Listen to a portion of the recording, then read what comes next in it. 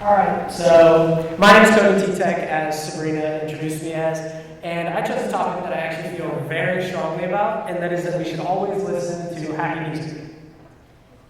So just some quick backstory apart from the bio that you already gave me is, in the top left picture, I just kind of put that because I love to kind of discover more about different things that interest me and confuse me, just kind of dig deeper into things. On the right, I chose that picture just to emphasize the fact that I'm kind of a band nerd, and I absolutely love music. I live music in multiple music clubs. I'm in the band. And then the bottom picture, I just put that just because I'm kind of a class clown, and I live my life to kind of just make others' lives better and make it easier for them. So now I get that it's about this slide's colors, and it doesn't really mean anything about music, but in the end, it's all going to make sense, I promise. So, why is color important? So it's been scientifically proven that different colors actually give you different emotions. And the warmer colors usually are associated with happiness, but it's actually much deeper than that. It's usually associated with like optimism, energy levels, stuff like that. And then cooler colors that are often associated with sadness actually really aren't just about sadness. It's usually very calming and soothing. So, I'm not a painter by any means, and colors really aren't my forte, but I love music, so that's my talk. So why is music so important? Music can and will affect you mentally and physically, and that could be for the better or for the worse. And music really isn't just for entertainment, but instead it can totally turn around your mood. Happy and upbeat music usually associated with high beats per minute, usually in a major key, and most of the time it just makes you feel happy. These specific songs produce dopamine and serotonin, which are neurotransmitters that are very much associated with energy levels, happiness, and overall just confidence in yourself. And then there's kind of like the sadder music that's associated with minor keys, usually slower, kind of can make you feel muted, dull, and send you into these pessimistic states that really aren't that good. So music can and will affect your mood, for the better or for the worst, affect your mental health. It'll either reduce or raise your stress levels. And these different side effects of just trying to listen to some music are entirely based off of the choice of music that you are listening to.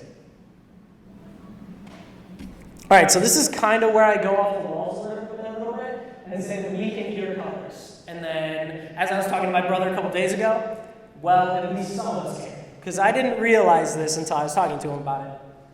But, so, the way in which a specific song sounds can actually, change, different pictures in your head of different colors, landscapes, memories, all sorts of things. So this is where I started researching something called synesthesia, where it really sounds made up, but it's a disorder that affects 1 to 4% of people. And I get that the name is actually pretty intimidating, but it's really just a fancy name for when you experience one of your senses from another, like from a stimulus. So this could be like tasting a smell, seeing a shape, and then because of the shape, you taste a specific food, or seeing a specific sound.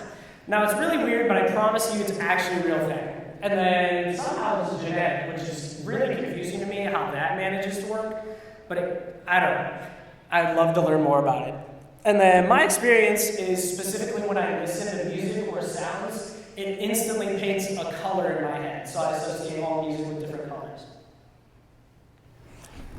And then I came to this conclusion when I was actually improvising jazz licks on the fly with people in my band. And we were playing this little game where we would point to specific people in our class and play music and improvise music based off the color of their shirt. And then I realized that going through the entire circle of people, we would point at people with like cool color shirts, like blue or black, and we'd play very sad, dreary, and slow music, usually in a minor key. And then it was the complete opposite when looking at colorful shirts. And we were playing very high, very fast, different things of jazz. And then I've never really, there's only one person that I've really ever heard specifically say that they get colors from listening to music. But when I was sitting in that group, it was basically just emphasized it without directly saying it, that we all kind of associate the music with the colors. And then when I was making this speech, I actually had music in my earbuds because, well, I can't go anywhere without it. And while I was listening to some of my playlists, I just kind of picked 4 artists that very much fit colors, in my opinion. So for Eminem, I chose Red, just because of how aggressive he sings, kind of the topics he talks about. And then I chose Billie Eilish, I chose Blue. It looks a little purple up there, but it's actually blue, I promise. Just because she sticks to like more depressing topics, usually slower, kind of sad. And then for Olivia Rodrigo, I chose Purple, because once again, she kind of sticks to those sad topics, but has a little bit of power and emphasis behind her. And then Taylor Swift, at the bottom right, was kind of difficult for me because she's very versatile and all of her music kind of gives off different moods. But I chose Yellow just because most of her popular music is the upbeat stuff that very much paints a yellow picture in my head.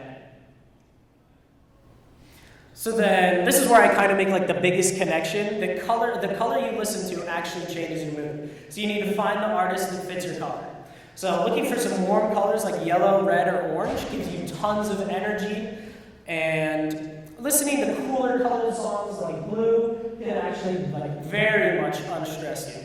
And then these colors can completely flip your mood, whether it's for the better or for the worse. And once again, warm colors you usually associate with happiness, and the cooler colors may make you feel muted or dark, or just give you a positive sense of like de-stress. And then, this is where I ask the most important question of all of why does this matter? One of the most important questions in life. So, the different music and the color you surround yourself with actually paints a picture of success in your mind. So why is this any different from your mindset? You can change your mindset to either an optimistic or pessimistic mood, which can really set you up for success throughout your entire day. So maybe the music you listen to can make you either more optimistic, more pessimistic, and set you up for just success throughout the day. So in Westfield, you are definitely ingrained with this E plus R equals O, which means events plus responses equal outcome. And we learned that we cannot control the event, but we can control the response and how we react to things. And that'll make the outcome either better or worse. So you control the response. And then with a better mindset and mood going in, the outcome will be better. So do not let the events control you. And then if you have a better mindset going in, the outcome will be better or worse, obviously. But then, so what you have to do is you have to surround yourself with those bright colors and bright sounding songs to gear you up with a good optimistic feel for the day. And then you have the choice. So surround yourself with the positive colors, listen to the music that makes you feel greater, and set yourself up for success with the optimistic mindset. Now all 3 of these work together to make your outcomes better. It's all about the response, so take control and do not let these events control you. And then just some last minute takeaways is that I'm actually not insane, I can hear colors. And then not only can music affect your mood, but the mood can actually affect the choice of music. So if I'm in like a groggy or drearier mood, I'm probably going to turn on some more mellow music. You are in control of your own mindset with positivity and negativity. So when you wake up and drive to work or school, just choose positivity. And then another is a music you choose to listen to. So in certain situations, so like back to the drive to work to school, just pay attention to the playlist you put on, and it'll change your responses to different events throughout the day. And then this is where I get to my final point that really sums up the whole presentation, is just pick the perfect song, because you really don't know where you'd be without it. It may change how you feel.